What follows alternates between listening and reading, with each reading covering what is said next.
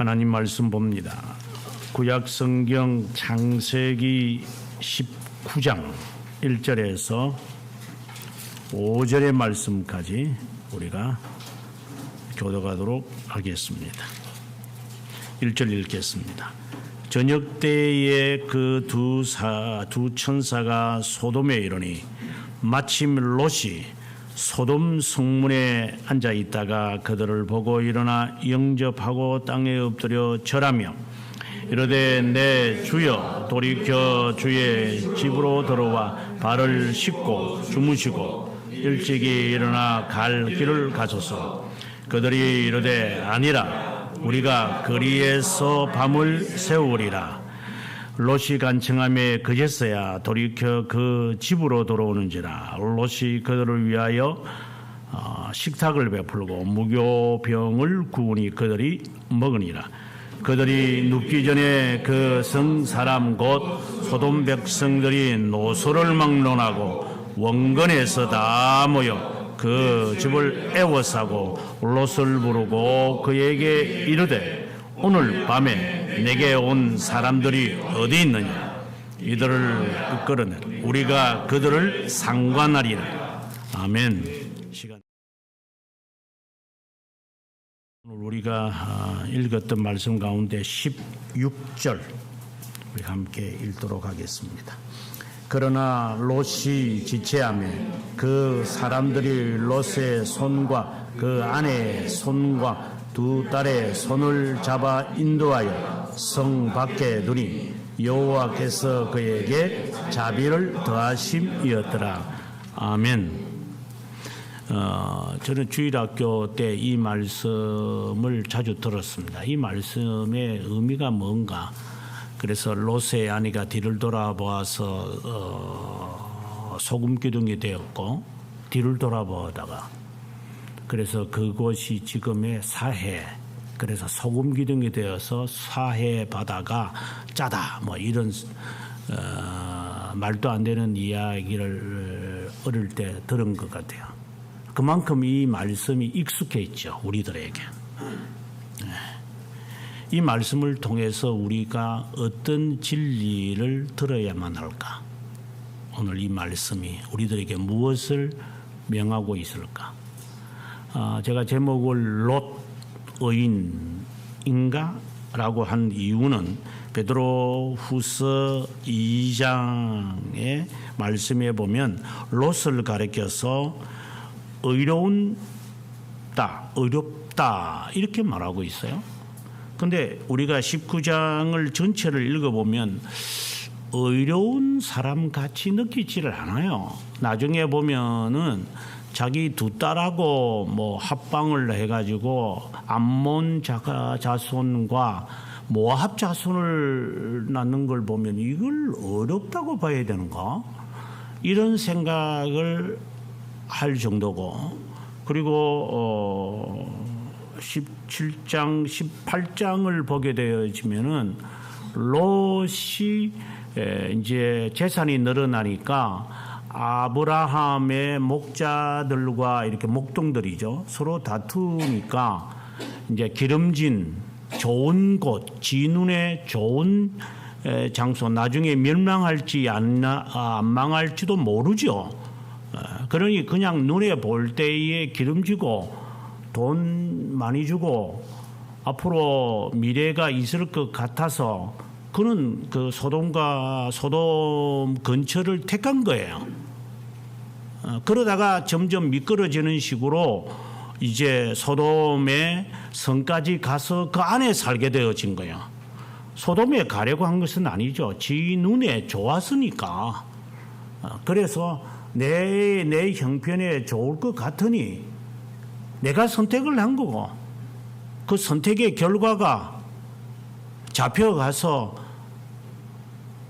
아브라함이 자신의 키우는 사람들을 380명을 데리고 와가지고 건져내고, 어떻게 보면 사고뭉치 같아요.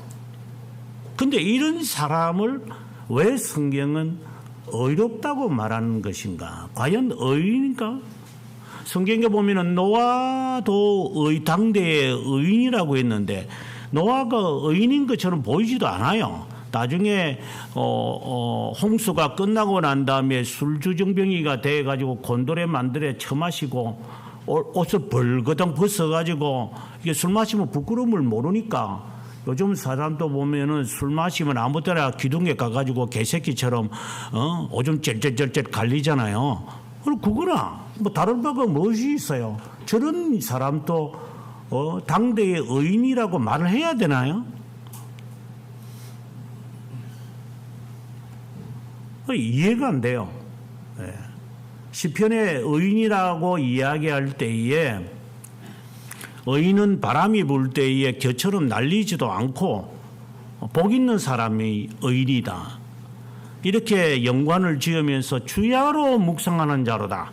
이래 되어 있는데 뭐 노아나 이 오늘의 주인공인 롯을 보면 그런 흔적이 보이지 않으니 그런데 성경은 또 의인이라고 하니 이게 맥센스가 안 되는 거예요. 이게 과연 하나님의 평가가 우리가 당연히 의인입니다. 그는 부정할 수가 없습니다. 롯은 당대의 의인입니다. 왜 의인이라고 했을까?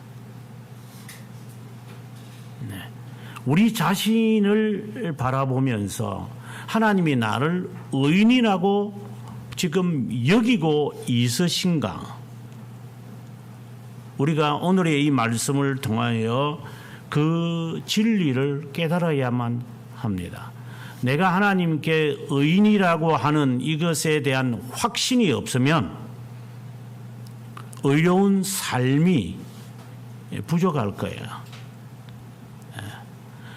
롯이 나중에 암몬과 모압을이라고 하는 그 조상이 된다거나 아브라함이 우리가 지난번에 보게 될 때는 자신의 아내를 이제 그렇게 팔아먹었다거나 또 나중 되면 또 그랄 지방에 가가지고 또 팔아먹어요.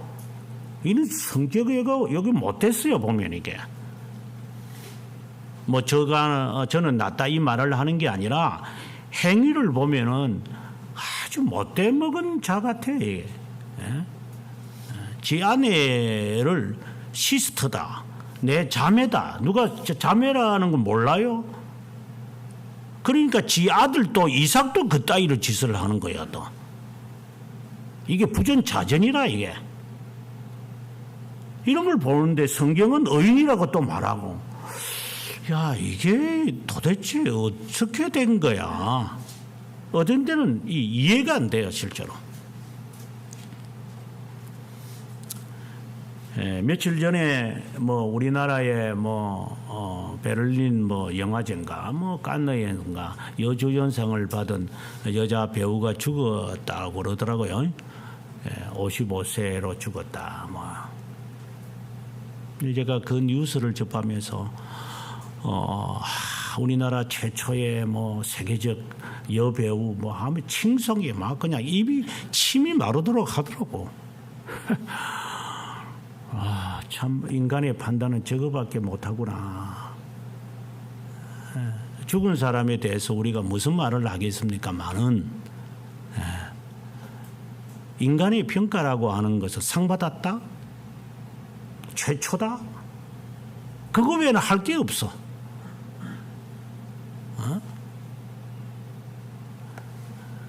우리의 판단이라고 하는 것은 돈이 많다?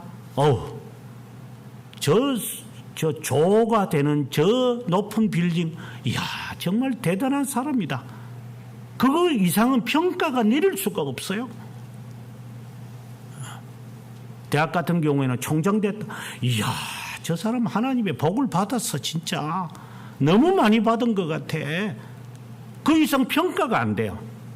속에는 육두벼슬이 있어가지고 온갖 죄악이 있든 없든 거 아무 상관 안 하고 장이 되었구나, 승진하구나, 많이 버는구나, 많이 책을 썼구나, 이라면 그게 실력이 있는 거고 업적이 있는 거고. 저 사람은 불임을 해서 애를 못 낳는데 나를 애를 낳았으면 그 우쭐대고 나는 집이 있고 저 동서는 집이 없다. 하이 우쭐대고 우리는 자녀들이 말을 잘 듣고 저 애들은 그렇게 말을 안 들으니 우쭐대고 그 이상 무슨 평가를 내릴 수가 없어요. 그게 다라. 세상 사람들이 평가 내리는 거하고 우리가 내리는 거하고 다를 바가 무엇이 있어요? 네? 어우 잘생겼다. 아 예쁘다. 잘났다. 멋있다. 그 외에 평가 내리는 기준이 없어. 뭘 보고 평가를 내리세요? 평가라는 기준 자체가 우리에게 무엇이냐 이 말입니다. 어떤 평가를 내리면서 우리가 살아가는 거야? 그 관점에 있는 우리가 이 롯을 보면 안 돼, 이게 안 돼. 인간은 저스티스를 원하죠. 여기 보면은 18장 25절에 보면은 이런 말씀을 하거든요. 아브라함이 이제 하나님께 기도하면서 하는 말이에요. 의인을 악인과 함께 죽이심은 부당하오며 의인과 악인을 같이 하심도 부당합니다. 세상을 심판하시는 이가 정의를 행하실 것이 아니니까 하나님께 정의를 요구해요. 여기서 말하는 정의는 이제 just라고 하는 말보다는 옳은 거죠. 어떻게 옳은 것을 행하십니까? 심판하시는 분이 옳은 것을 해야죠. 이제 이런 이야기를 이제 하나님께 기도해요. 아브라함의 이 모습을 보면 조카가 이렇게 이제 죽게 되어졌으니까 살아남으리라는 것은 불가능하다는 거예요. 내가 볼 때 롯이라는 이 조카도 부족하니까 내가 데리고 하란에 그 갈대 우르에서 데리고 와가지고 쫄쫄쫄쫄이 데리고 왔는데 저게 성격이 저게 못돼 먹어가지고 저게 제대로 신앙생활도 안 하고 말이죠. 저게 분명히 멸할 것 같아요. 분명히 사고뭉치니까 이게. 그러니 50부터 시작을 해 50명 없을까? 아주 수천 명 살아가는 그 안에 50명 없다는 거예요. 나중에 10명까지 내려가죠. 10명도 없다는 거예요, 이게. 그러니 그 다음에는 이제 끝난 거죠. 이게 뭐, 아이고, 이제 내 조카도 이제 그냥 맛있는 소금구이 되라 그냥. 그냥 할 말이 없는 거죠, 이제. 그 정도로 우리가 하나님을 바라볼 때의 평가의 기준이 그렇습니다. 롯이라는 이 사람을 통하여 그의 행동과 거취가 옳다라고 하는 말을 제가 하는 게 아닙니다. 지금 아브라함이 말한 것처럼 옳습니까, 하나님?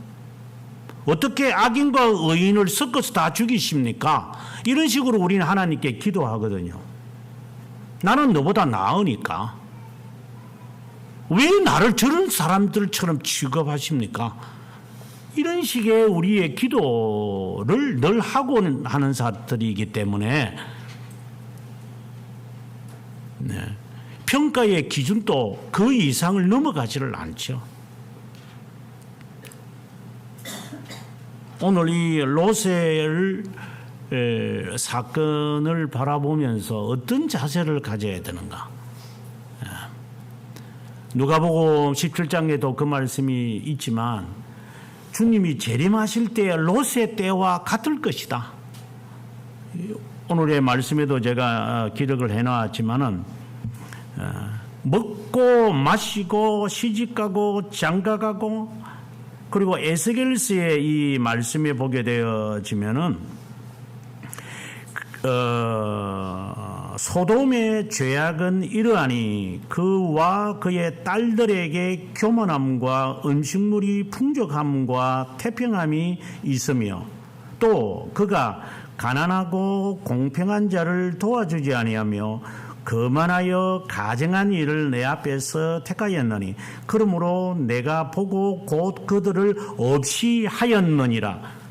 하나님의 에스겔을 통하여 소돔 먼 수천 년에 전에 있었던 사건에 대한 그 이야기를 하나님이 직접 에스겔에게 하는 말이에요. 소돔과 고모라는 실제로 죄악의 모든 온상의 대표죠. 그래서 소돔이, 미국에는 사담이라는데, 소돔이라고 하는 이 단어는 추악한 더러운, 불결한, 음란한 그것에 대표적인 단어예요. 그렇다면 이 역사에서 소돔이라고 하는 이 성 자체는 환락의 도시, 그러한 가장 타락한 그러한 것의 대명사예요. 거기에 이 사람이 살고 있다고. 지가 좋아서 간 거요. 돈 벌려고 간 거요. 지가 한번 출세해 보겠다고 들어간 거요. 가라고 했어요. 지가 선택해서 갔지. 네가 우하면 나는 좋아하고 저하면 우하겠다니까. 그럼 나 이쪽으로 갈게. 동편으로 갈게요. 삼촌은 아무나 살든지 말든지 내가 원하는 대로 나는 살면 되는 거 아니에요? 이게 갈 때까지 가는 거예요, 진짜 이게. 그것뿐이면 어느 정도 이해는 돼요. 그럼 처음에는 그거가 소돔 안에까지 들어가지 않았으니까. 나중에 두 천사가 와가지고 자기 집에 거하게 될 때에 그 사람들이 야, 너희 집에 온 손님 끄집어내라. 우리가 그와 상관하겠다. 이렇게 말하는데 그거는 남자를 섹스하겠다는 이 말이에요. 지금 한국 사회나 같은 거 아니에요? 그 더러운 것이나 남자가 여자가 되고 여자가 남자가 되는 세상이니까 과거에도 있었고 지금도 있고, 그러니까 이 모든 것에 대한 대명사라 이게 소돔이. 거기에 살다 보니까 이 습관이나 행습이 그 자기를 달라니까, 그래 우리 딸이 있다, 우리 시집에 안 간 두 딸이 있으니까 데리고 가서 밤새도록 네가 재미를 보든지 말든지 알아서 해라. 이게 말이 되는 이야기야. 이게 이 정신이 미친 사람이지 이게. 지 딸을 그렇게 내팽개쳐요? 이게 사사기 시대에 보게 되어지면은, 사사기 시대도 똑같은 일이 생겼거든. 자기 아내를 찾으러 간 거야 이게. 근데 그 아내를 대하여 그 마을 사람들이 그 아내를 끄집어내라 이러니까 끄집어내버린다 그게. 그래가지고 이 여자가 그냥 만신차이가 돼서 왔네. 그러니까 화가 얼마나 나겠어 남편이. 그러니까 조각을 내가지고 또 다 보내버리는 또 12지파에. 그 속에서 이 사람이 살아가는데 우리가 볼 때 이 사람은 정상인이 아니에요 진짜 이거. 그런데 왜 성경은, 하나님은 죄악의 온상에 살아가는 이 사람을 가리켜 의인이라고 그러고 고통을 받았다고 그래요. 또 여기 고통받은 롯을 건지셨다. 이건 더욱더 이해가 안 돼요.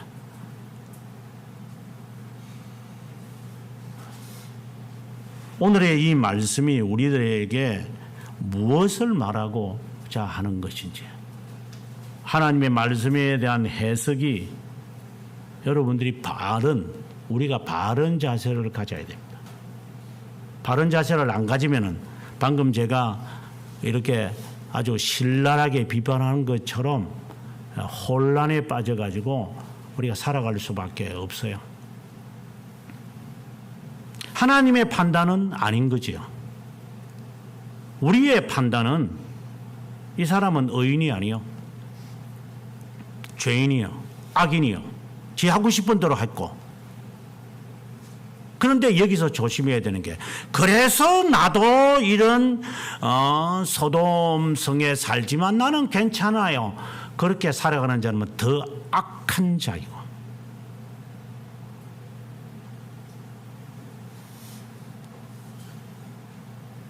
더 악한 자이고, 이것은 경고의 말씀이고 위로의 말씀이지, 그것을 방어 기제로 삼아 가지고 이봐, 아브라함도 뭐 이래 살았잖아, 나도 이렇게 살지, 이따위 짓을 하는 놈들이나 다를 바가 없지.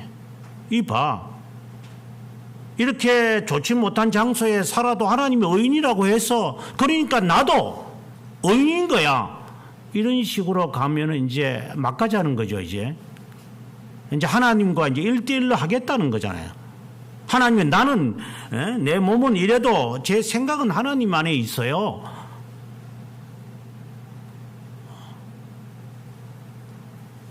나는 내 생각은 뻔해. 내가 행동을 못해서 그렇지.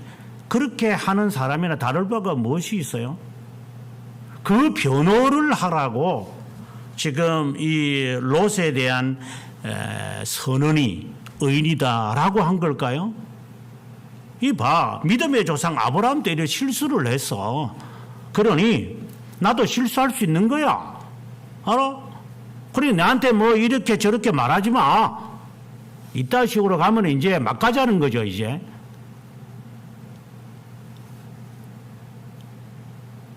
여러분이 그렇지 않는지 생각하라, 이 말입니다.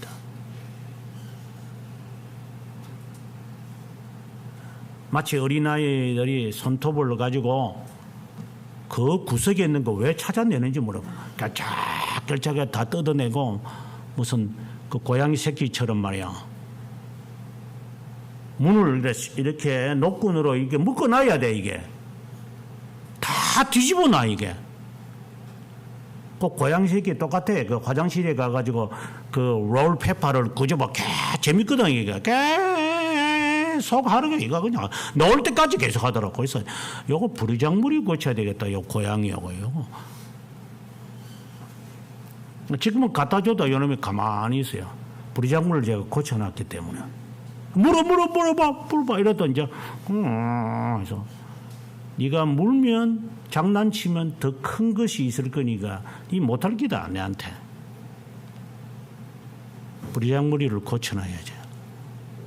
신자들이 그런 방어 기제를 삼지 마라 이 말이에요. 자신의 불법을 성경에 불완전한 행위를 한 다윗이나 모세나 예수 그리스도가 심지어 행했던 그러한 노끈을 허리띠를 풀어서 노끈을 삼아서 하는 그것이 마치 지가 하는 짓거리에 그러한 물론 그런 경우도 있을 수 있어요. 하지만 그거 방어 기제가 되어 가지고 뭐 어때서 라고 하면 그 사람이 이제 막가자는 거죠. 이제 오늘의 말씀이 그러한 방어 기제를 해서는 안 됩니다. 불안해도 하나님이 의인이라고 하잖아. 그러니까 나는 불안해도 의인이라니까. 이런 식으로 가는 사람들이 있다면 주님의 이름으로 분명히 단언하지만 저주를 받을지어다. 하나님의 말씀을 악용하는 자들이기 때문에 하지 말라 이 말입니다. 말씀을 성경이 지금 모세가 먼 훗날에 이제 이것을 기록하겠지만 무엇을 우리에게 말해주고 싶고 이렇게 자세하게 유다가 자기 며느리하고 스캔들이 있었다 그대로 제시하면서 성경에 유다가 그래도 지는 지 자식이 왕이 되고 그렇잖아. 이런 것에 막가자는 시기에 언급을 하고 자신을 바로 방어책으로 삼는다면 저주가 임할지어다. 이건 방어 기제가 아니고 경고와 경계심을 위한 것이지 짤딱말딱한 지식 가지고 하나님을 시험하지 않도록. 오늘의 이 사건이 오늘 사건이라기보다는 이러한 롯에 대한 이 이야기에서 어떻게 이 사람에 대한 평가가 저렇게 날 수 있었을까? 롯이 기록을 하면서 이것을 내가 놓치고 있었구나 라고 하는 점을 우리의 삶에 적용을 하면 자연스럽게 겸손하게 될 것이고 하나님이 왜 이 사람을 의인이라고 명하셨는가를 알게 되므로 더 겸손할 수 있기를 바랍니다.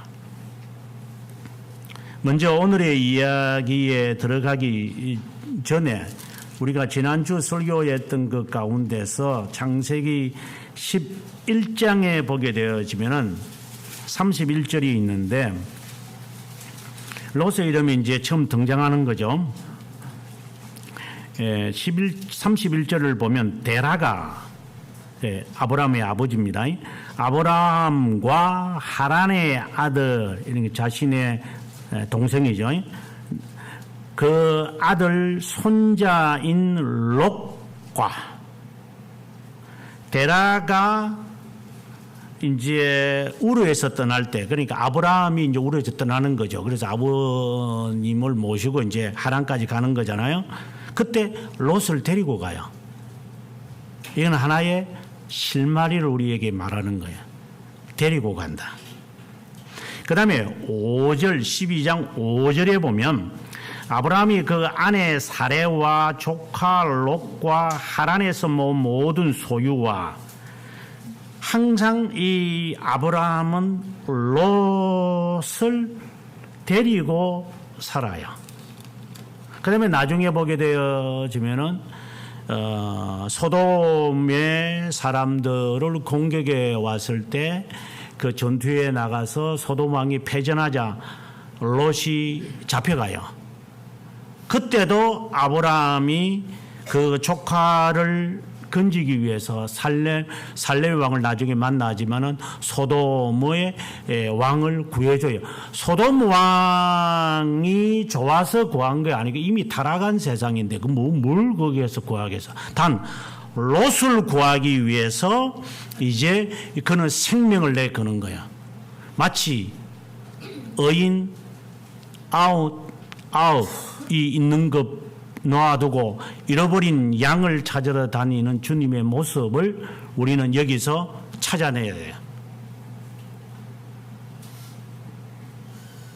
소돔 왕이 어질기 때문에 그런 게 아니라 롯을 찾아내기 위해서 아브라함이 생명을 내걸고 간다. 이것이 마치 롯의 이야기의 실마리를 우리에게 말하는 것 같아요. 그렇다면 롯은 우리라고 생각이 들고 아브라함은 주님이라고 생각이 드는 거예요. 그러나 점프하시면 안 돼요. 여기서 만약에 점프해가지고 비약을 해가지고 이봐라, 버린 자지만 아브라함이 기도하니까 오늘 본문 19장 22절인가 29절이네요. 29절에 보면은 하나님이 그 지역의 성을 멸하실 때에 롯이 거주하는 성을 엎으실 때에 하나님이 아브라함을 생각하사 롯을 엎으시는 중에 보내셨더라. 이봐, 이게 아르미니우스주의가 이 틈 사이에 들어가는 거죠. 롯은 이러한 자격이 없는 사람인데 아브라함이 기도를 하니까 하나님이 들어주셨잖아. 그래서 건져주신 거잖아. 아브라함의 기도가 얼마나 중요해. 하나님이 그걸 고려하셔서 그래서 건져낸 거야. 여러분, 우리가 자녀를 위하여 열심히 기도하셔야 됩니다. 그러면은 유기된 자라도 하나님이 바꾸십니다. 하나님의 권능을 믿으십시오. 이렇게 목사들이 잘 말을 할 거라고 그렇게 들으면서 지금까지 수십 년간 살았겠죠. 그는 사기꾼이 하는 말들이에요. 방금 이야기했던 그 말의 논리에 의하면 그렇게 보여요. 네. 아브라함이 기도하니까, 열심히 기도하니까, 지극정성으로 하니까, 그래서 나는 내 부모의 지극정성의 기도 때문에 내가 이렇게 승승장구하고 훌륭한 사람이 되었다. 이렇게 말을 하는 우리들이에요. 그게 마치 신앙인 것처럼 보여, 그게. 그 부모를 공경한 것처럼 보이고, 예? 그러면 청개구리 새끼라고? 살아있을 때는 말 안 듣다가 죽고 나니까 이제 생각이 나나? 다른 사람이 들으면 참 효자났다. 이렇게 말 듣고 싶어서? 그래서 부모를 그리는 건가?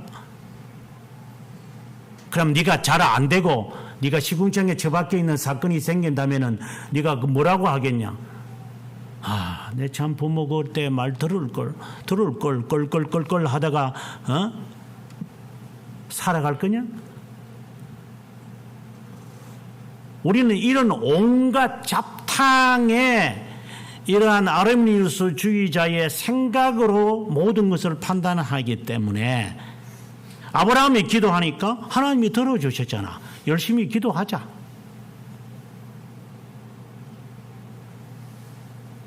하나님이 심판할 자를 모르시겠어요? 하나님이 영혼에서 단일한 결정을 한다고 그랬죠. 싱글 디시전을 한다고. 돌토레이트에서 하는 말인데. 하나님이 저놈이 지 부모가 저리 열심히 기도하는 거 보니까 내 좀 들어줘야 되겠어. 이렇게 하나님이 수정을 한다라는 것이잖아요. 이게 벌써. 그렇다면 기도하지 말라는 말이에요. 또 하나님이 수정 안 하는 사람이니까 사람이 아니라 수정 안 하시는 분이 기도할 필요 없네. 이거는 잔인한 무지고 이 잔머리를 굴리는 애들이 얼마나 많은지. 그래서 나는 기도 안 하고 하나님 알아서 할 거니까 나는 내가 마음대로 해도 하나님이 선택된 자는 언제든지 끄집어 내겠지 뭐. 이런 지죽박죽 그냥 지가 옳은 대로 그냥 생각하는 사람들. 이 정리가 안 돼 있어 이게.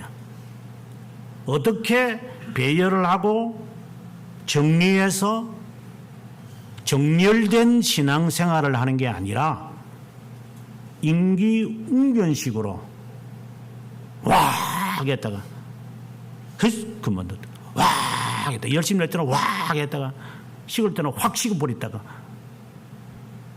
이런 라면을 많이 끓여 먹었나. 이건 냄비 신앙이 돼가지고 몸에 안 좋다는 거 왜 그래서 그 집어넣어서 먹는지 모르겠어. 양푼은 먹어야 맛있대.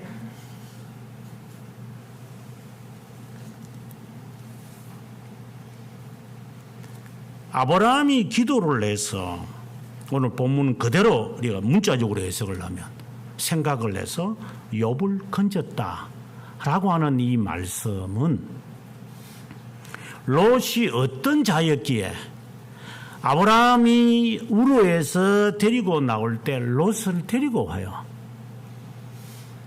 롯 자체는 참 부족한 자 같아요. 아무리 봐도 이거는 부족한 자일 수밖에 없어요. 성격도 못된 것 같아요. 지 욕심밖에 없는 놈 같아요.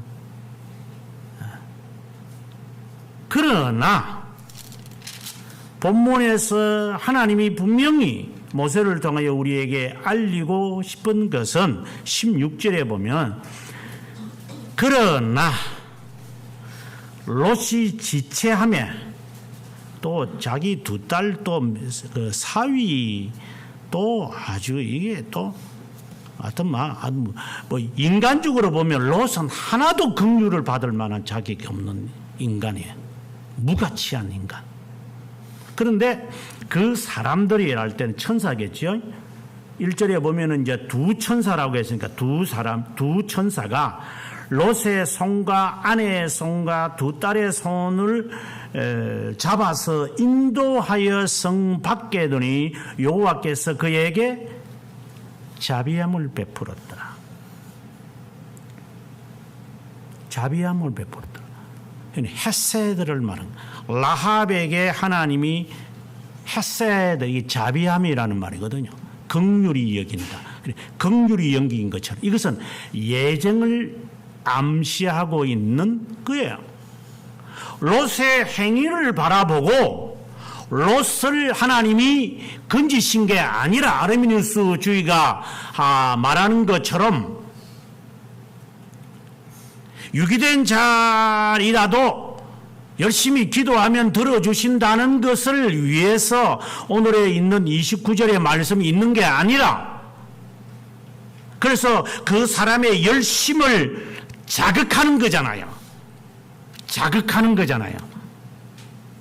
네 자식을 위해서 네가 기도를 못하나? 그렇게 우리로 하여금 이 양심에 호소해가지고 열심을 쥐어 짜는 거잖아요. 자식을 위한 기도. 그 재미를 보는 교회들이 있잖아요. 자녀들이 지금 시험을 치러 갔으니 우리가 엄마가 되고 부모가 된 사람이 한자리에 모여서 기도라도 해야 안 되겠어?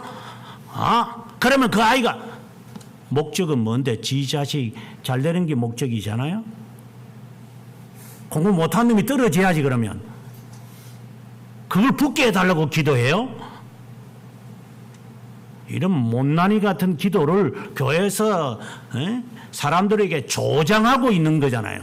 하나님, 제 자식이 공부 안 하면 떨어지게 해주세요. 하나님, 성질이 못되면 직장도 떨어지게 해주시고, 하나님, 성질이 못되게 된 놈이 한번 인생에서 한번 쓴맛을 보고 신맛을 봐야 됩니다. 그게 공정한 것입니다. 하나님, 그런 기도를 우리가 하겠어요? 어쨌든 잘 되라는 거잖아요. 예정된 자, 하나님께서 자비를 베풀었기에, 그러면 오늘의 이 말씀이 29절은 왜 기록되어 있는 거예요? 그것은 18장에 있는 것처럼 부모가 자식을 위해서 기도하는 건 당연한 거 아니에요? 그게 무슨 조건이 있어요? 평상시에 기도 안 하다가 그날 기도해야 돼요?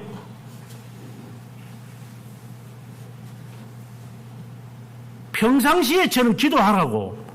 아까 말씀드린 것처럼 아브라함이 롯을 위하여 생명을 바치는 사람이에요. 자기가 탈출하게 될 때에 조카가 한두 명이었겠어요. 롯을 특별히 데리고 오는 거예요. 마치 주님께서 많은 자들 가운데 자격이 없지만 선택하시는 것처럼 그러한 가운데서 그가 살아갔던 거예요. 그래서 소돔이 유황불에 이렇게 녹아지게 될 때에 하나님께서 그에게 자비를 베풀어서 천사를 보내어 가지고 이미 하나님의 멸망하러 가시는 거죠. 아브라함이 기도하기도 전에 나는 멸하러 간다. 좀 멸하지 않으면 안 됩니다. 멸하러 간다고 하나님에 대해서는 안 돌이켜요. 네가 기도하든 안 하든 간에 하나님은 이미 예정된 속에서 그를 건지러 가시는 거예요. 지금 소돔에 가가지고 하나님께서 감정하러 가실까요?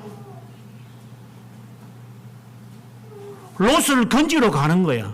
그러나 아브라함, 너는 네가 책임이 있는 자니까 너는 기도해야 돼. 그 기도 때문에 하나님이 롯을 건진 게 아니에요. 이미 하나님은 작정 가운데 계시는 거예요. 그래서 자비를 베푼 것이고, 그 다음에 19절에 가보면 주의 종이 주께 은혜를 입었고 주께서 큰 인자를 내게 베푸사. 이거 자비함을 말은, 물론 단어는 다르지만 자비함이라고 하는 단어의 대용으로 두 번 사용해요. 성경에. 이제 롯이 그걸 깨달아요. 주님의 천사를 보내서 저를 건져내시는군요. 그러니 저에게 자비를 베풀어 주세요.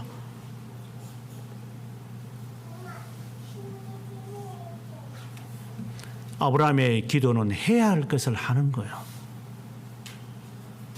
목적이 이끄는 삶이 아니라 의무가 이끄는 삶이 돼야 돼요.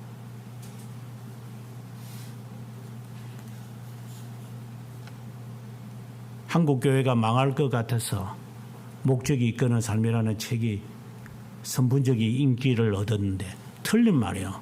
의무가 이끄는 삶이 되는 거예요.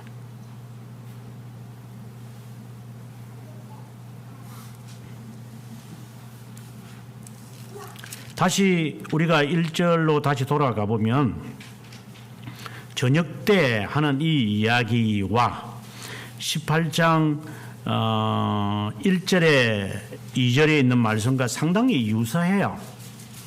이것은 무엇을 말하는 것인가?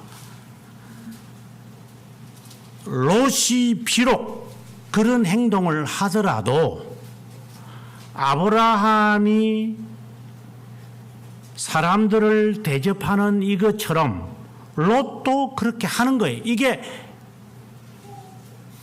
아브라함과 함께, 그러니까 삼촌이겠죠. 삼촌과 함께 지내면서 그가 배운 것이란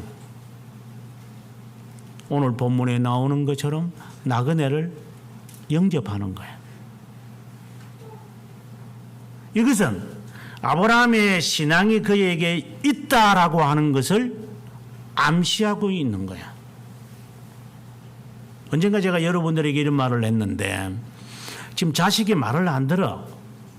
정말 신앙생활 열심히 하고 좀 제대로 하나님 앞에 봉사하고 다른 자식들처럼 하면 좋겠는데 저렇게 벤달벤달하고 말도 안 듣고 진짜 어릴 때 교회를 다니더만 저게 왜 성질이 못해서 저건 누구 지 애비를 닮았나 지 애미를 닮았나 저렇게 말을 안 들어줘.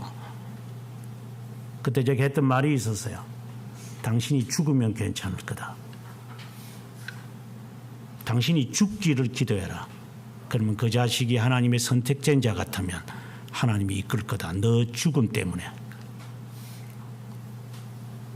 이 말은 죽으라고 자살하라는 말이 아니라 당신 스스로가 자기 부인의 훈련에 안 들어가면 자식은 안 들어올 거다.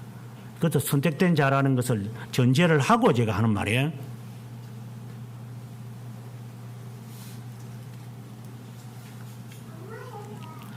그전에는 자식은 말을 안 듣습니다. 도란버스 태운다고 해서 애가 말 들을 것 같아요? 수십 년 동안 말 안 들은 놈이 이제 와서 말 듣는다. 기도 몇 마디 한다고 새벽기도 몇 번 나왔다고 애들이 말 듣는다고요? 하나님의 예정을 그렇게 해석해서 되겠어요? 평소에 네 의무를 다하지. 오직 했으면 네 말을 안 듣겠냐? 자식이. 얼마나 네가 못된 짓을 많이 했으면 자식이 네 말을 안 듣겠냐? 낳아주고 키워주고 입혀주고 재워주고 먹을 거 다 줬는데 똥기저귀 가라하면서 다 키웠는데 왜 말을 안 들어? 네 말을. 네가 얼마나 못됐으면 너 자신을 죽여. 누구를 죽이려고 그래? 그거 감추고 하나님 앞에 딱 숨겨놓고 하나님 지 애비를 닮은 것 같아요. 제가 결혼을 잘못한 것 같아요. 지 애미를 닮은 것 같아요. 저 성격이. 네 자신을 죽여. 롯이 기본적인 것이 있어요. 아브라함처럼 그는 하는 거예요. 2절에 보게 되어지면 18장 2절에 눈을 들어본 적 사람 셋이 있는데, 그런데 19장 1절에 보면 두 천사가, 그러면 한 분은 누굽니까? 18장 3절에 보면 내 주여, 성육신 하시기 전에 하나님이 아브라함에게 임한 거예요. 17절에 보면은 18장 17절에 보면 여호와께서 이르시되, 여호와, 그래서 그 한 분이 바로 하나님이시라는 사실이에요. 하나님 아들이죠. 마치 기도를 들으시는 것처럼, 중보의 기도를 들으셔서 하시는 것처럼,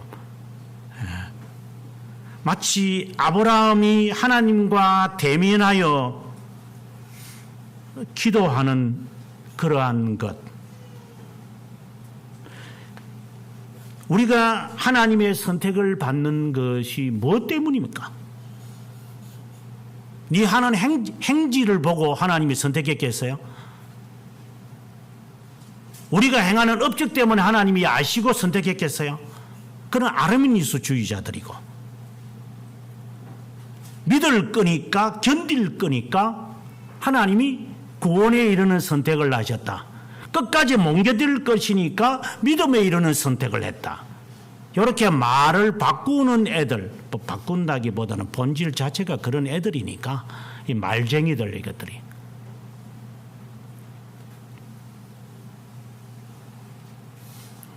믿을 거니까 하나님이 선택했다. 진짜 그 맥센스가 되는 이야기예요. 아, 그렇지. 하나님이 우리를 선택하시는 것에 있어서 에베소서 1장 4절에서 그리스도 안에서 택했다 그랬어요. 이거는 영원에서 하나님이 이미 그리스도를 통해서 하나님 아들을 통하여 이미 하나님이 선택한 것이에요. 그리스도 때문에 하신 거예요.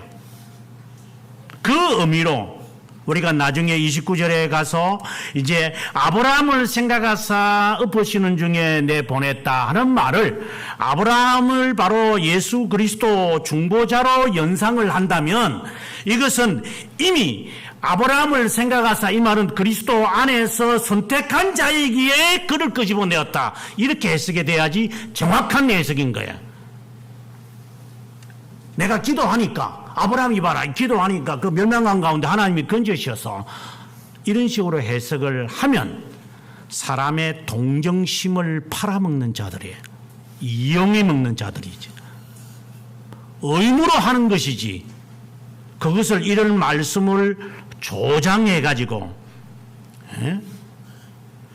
열심을 갖게 만든다거나 이렇게 하는 것은 그 사람을 정직하게 만드는 것이 아니라 더 늪속으로 빠뜨리게 하는 자들. 그런 사기꾼들이 많으니까 한국 교회에 판치고 있는 애들이니까 나중에 하나님의 저주를 받겠지만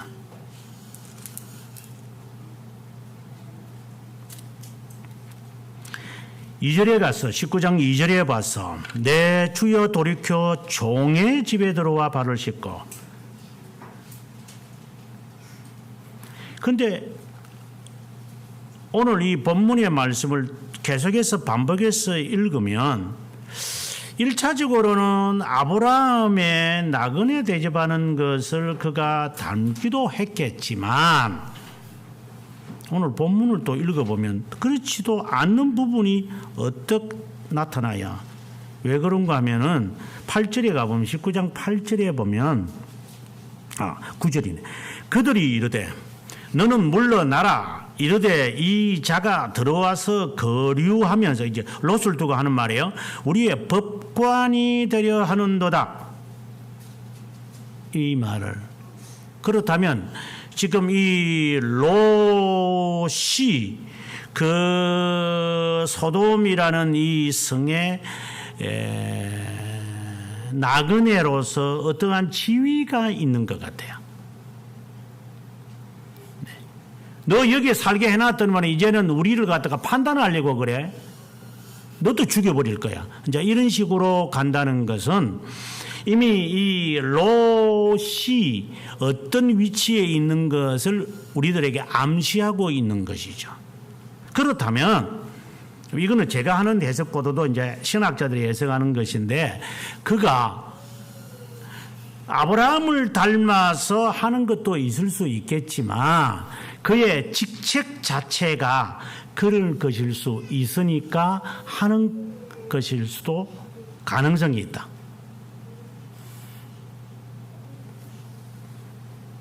오늘 오전에 공부했던 내용을 여러분 상기하셔야 돼요. 주님이 주시는 은혜로 열심을 하는 것인지 아니면은 지 습관이 본래 성격상으로 봉사를 좋아하는 사람들이 있다 이 말이야. 이게 헷갈리는 사람들. 본래 이렇게 손이 커가지고 음식을 잘 만들어서 남을 잘 주는 사람들이 있어요. 그거하고 신앙의 발로에서 중생이 되어져서 하나님의 자녀로서 행하는 거하고 이게 헷갈리는 사람들. 천성이 그냥 퍼주는 사람이 있어요. 집안에 있는 살떡을 다 비워서라도 해주는 사람들이 있다고. 그것이 신앙처럼 보일 때가 있다고.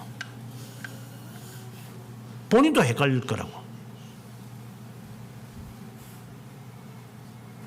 여러분이 잘 찾아내셔야 돼요. 만약에 내가 하나님의 백성으로서 의무를 다하기 위해서 내가 열심히 하는 사람이라면 청지기 의식을 갖고 있겠고, 그렇지 않으면은 나중에 그것에 대해서 지 스스로가 나중에 짜증을 내겠지. 내가 이렇게까지 했는데, 내가 이렇게까지 지극정성을 했는데 왜 이렇게 나에게 대접을 하는 거야? 이제 그때 되면 이게 판가름 나겠죠, 이제. 하지만 그전에는 헷갈리니까 이게. 그래서 나그네를 대접하는 것에 하나만 보고서 아브라함에게서 저가 받아왔는 것인지, 지 천성이 그런 것인지 우리는 좀 헷갈릴 부분이 있어요. 하지만 그거 상관하지 말라는 거야. 그래서 앞서 제가 읽었던 거야. 16절에 보면 하나님이 그에게 자비를 베푸르셨다는 것에 초점을 맞춰야 돼요. 하나님의 판단과 우리의 판단은 전혀 다른 거야. 그래서 이게 판단하기가 너무 어떤 때는 괴로울 때가 있어요.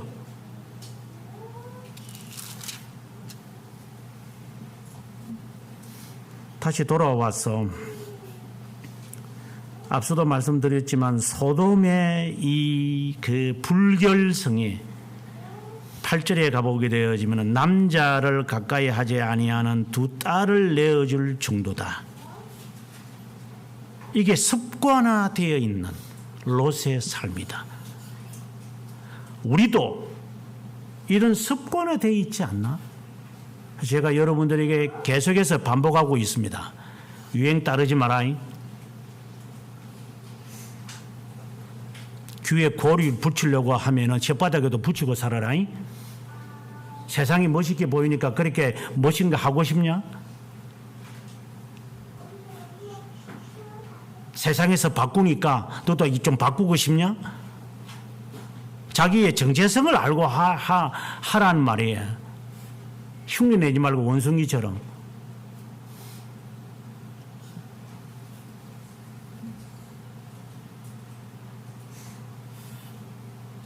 평생 안 할 것 같으면 하지 마라 그랬죠. 평생 할 것 같으면 해라. 평생 안 할 것 같으면 하지 마. 어릴 때 어떤 애들이 뭔 모르고 지 몸에 문신하는 애들도 있어요. 그 어릴 때 재밌으니까 이게 중고등부 때 그냥 지 평생 갑니다 이제.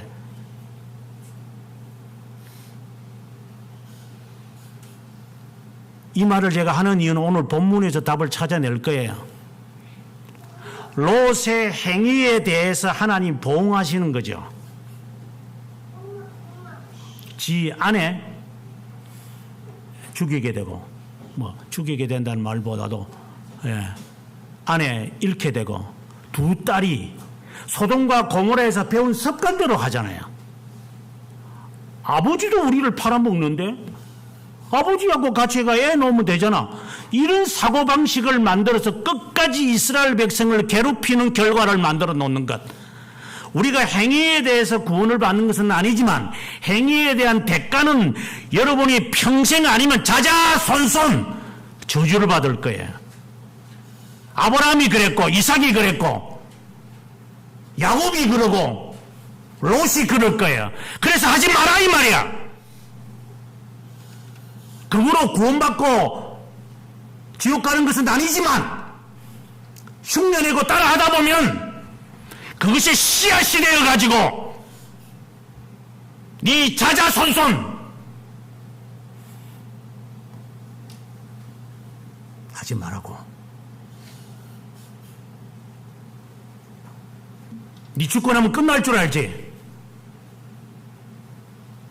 성질 고치라고. 내 젊을 때 내가 하고 싶은 것도 하는데 바로 그것이 네 자식한테 그대로 갈 거니까 하지 말라고. 저주는 잘못에 대한 책임을 가져야 되니까. 그래서 이스마엘이 끝까지 이스라엘 백성을 괴롭히게 만드시고 끝까지 에스가 야곱을 괴롭히는 거고 끝까지 암몬과 모압이 하나님의 백성을 괴롭히는 게.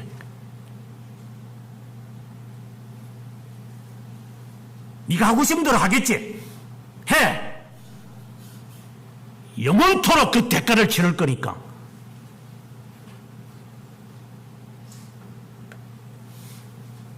그것이 두려우면 하지 말라고.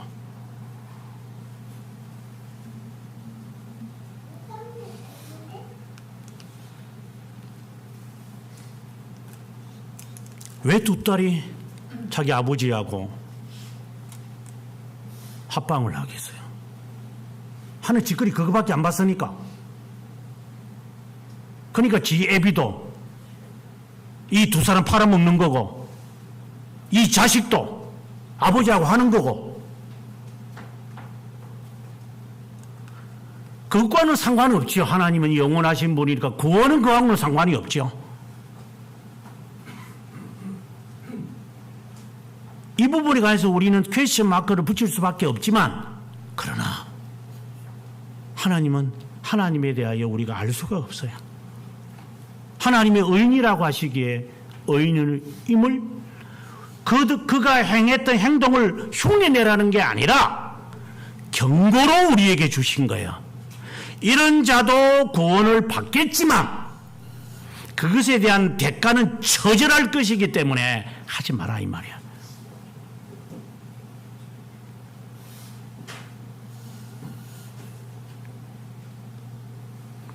하나님의 자비하심이 16절에 명확하게 나타나지만 그 전에 10절에 보면 그 사람들이 이제 물론 이 말씀이 있기 전에 이제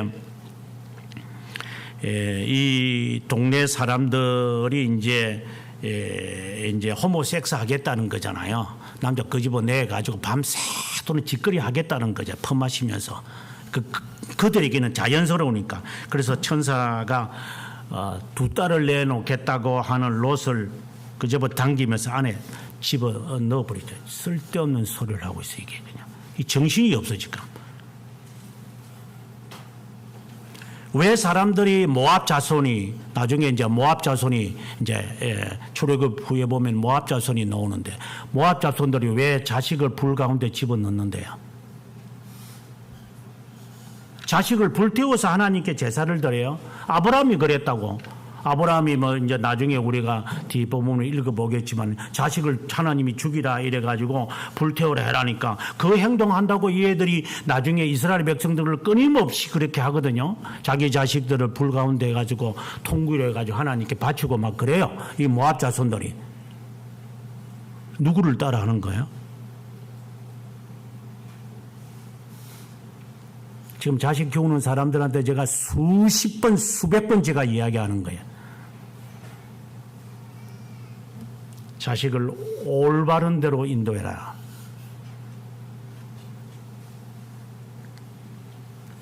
네 편한 대로 자식한테 했다가 그 자식을 불 가운데 태워 죽일 거다. 처녀는 처녀 때부터 조심하고 남자는 남자 결혼하기 전부터 조심하라. 결혼하고 나면은 이런 자유가 없을 거니까 나는 열심히 자유스러운 행했다? 그런 방탕한 생각이니까. 끝까지 갈 겁니다. 그래서 죽기조차도 미안할 겁니다. 미안하다. 내가 뿌린 씨앗이구나. 두렵다. 이것 때문에 지옥에 갈까봐. 물론 그것 때문에 지옥 가는 건 아니죠. 하지만 네 눈에 보여지는 그 현장이 너를 슬프게 할 거니까. 그래서 죽는 게 두려울 거다.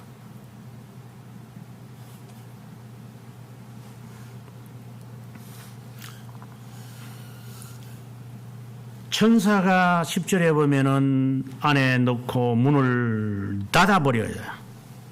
그리고 그들을 소경으로 만들어버려요. 이 말은 이 소돔에 살아가는 사람들의 문화를 잘 말하고 있어요. 소경이 소경을 인도하는 거죠. 안 믿는 사람들의 문화는 소경이잖아요. 다 뭐 우리나라 일어나는 현상들이지만 다 정치적 해석이잖아요. 제대로 해석하는 놈들을 보기가 쉽지 않아요. 다 당권 이익. 뭐 최근에 보니까 뭐 법사위원장은 이렇게 하라게 해놓고 지금은 야 그거는 우리 조이라고. 진짜 초등학교 3학년 학급 회의도 안 그러겠어. 이런 애들이 이 법을 제정하는 애들이죠. 그래 이 나라가 어떤 나라일 것 같아요?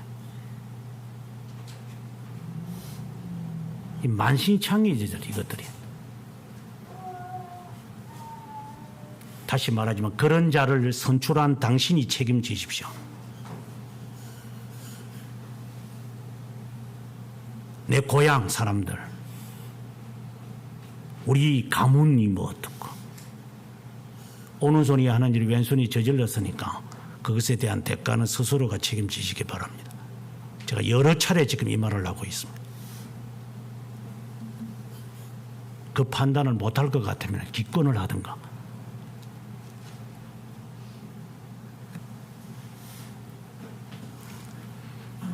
소경이 소경을 인도하게끔 만들어 놓은 소돔성. 이제 하나님은 소경으로 만드시고 난 다음에 그들을 이제 진멸하시기 시작한.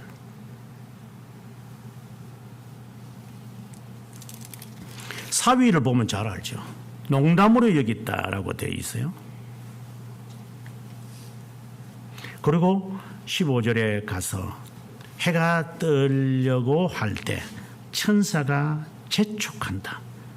억지로 끄집어낸다. 빨리 가라고. 빨리 빠져나가라고.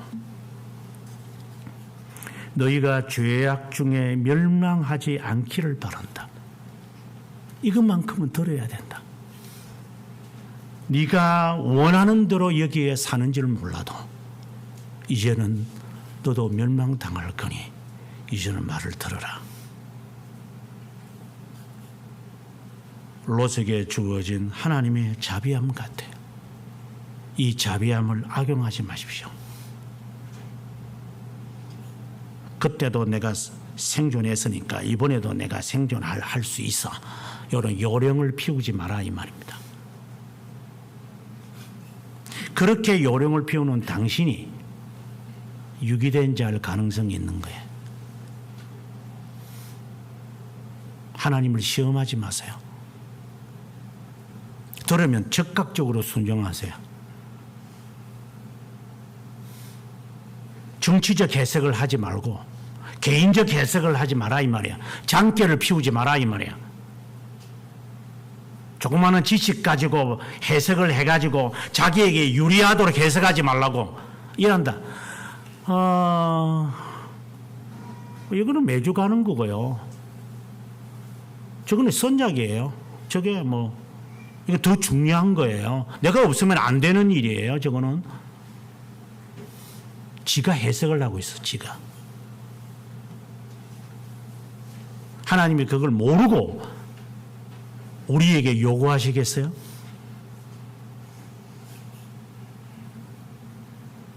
지금 장난치는 애들이나 정치하며 하는 애들이나 당신이나 다를 바가 무엇이 있어요? 그들에게 돌팔매질을 할 수 있어요? 지가 해석을 다 하는데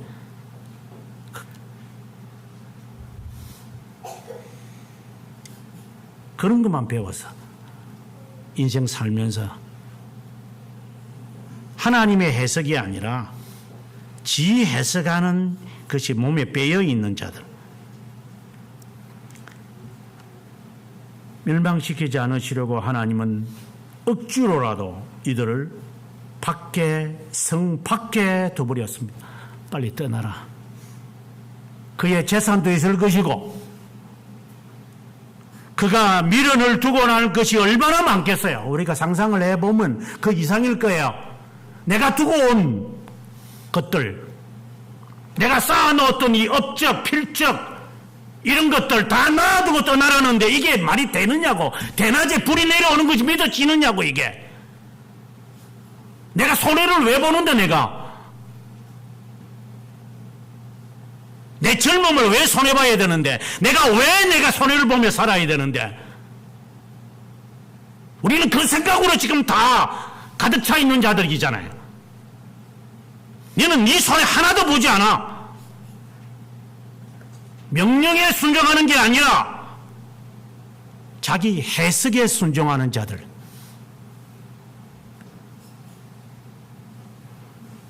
하나님이 자비를 더하신 것 같아요. 그는 하나님의 자비다. 너하고는 상관없다. 하나님의 약속이다. 삼위 하나님의 합의입니다. 롯을 구해야 한다. 이 말은 순종하라는 말이에요.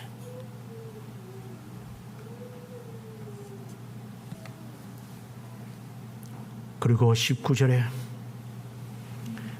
큰 인자를 내게 베풀어 내 생명을 구원하셔서 감사한데,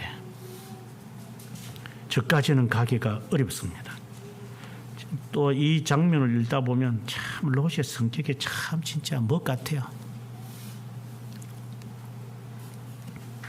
그래, 그것도 들어주마.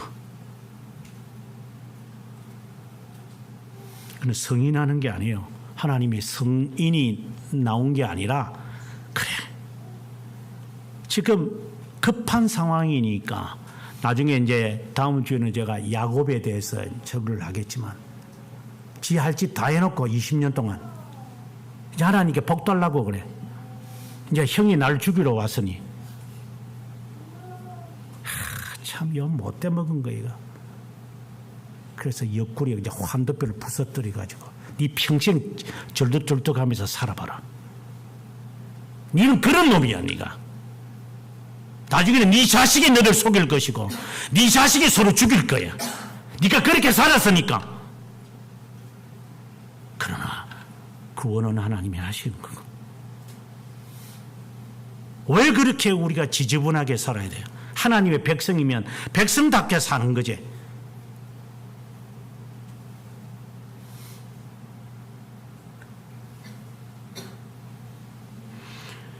근데 그 백성답게 사는 사람이 몇 %나 되겠어요? 하나님의 자비하심 외에는 우리가 바라는 게 없어요. 그래서 겸손해야 돼. 행위로 하나님의 나를 선택하지 않으신 것을 감사한다면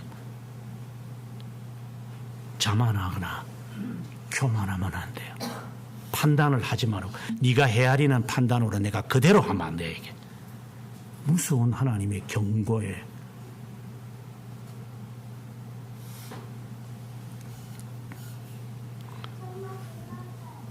롯의 이야기를 간단하게 이야기했지만 인간적으로 보면 롯은 구원할 자격이 받을 자격이 없는 것이 틀림없는 것 같아요.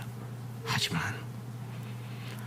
아브라함이 그의 자식을 데리고 나오는 것처럼 하나님이 우리를 인정을 하셔서 데리고 나오셨어.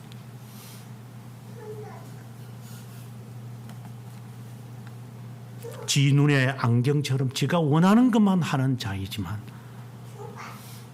하나님은 그를 기억하시는 것 같아요.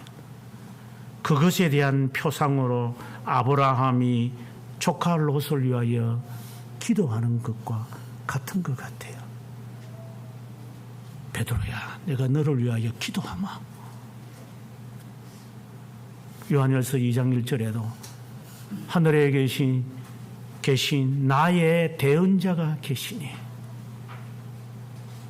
하나님 앞에 자랑하면 안 돼요. 그저 겸손하게 행위로 선택하지 않으신 하나님, 그리스도의 의의 증가를 나에게 주신 하나님, 나의 어떠한 눈끝 하나라도 하나님 보시고 한 것이 아니라면 하나님을 위하여 제가 살게요 라고 하는 적어도 결의가 있어야 돼요. 결의를 하든 안 하든 하나님은 우리를 구원하실 거예요. 하지만 다시 말합니다. 너의 그릇된 선택 때문에 너는 평생 어려움, 그 이후에도 어려움을 당할 거다. 그러니 하지 마라.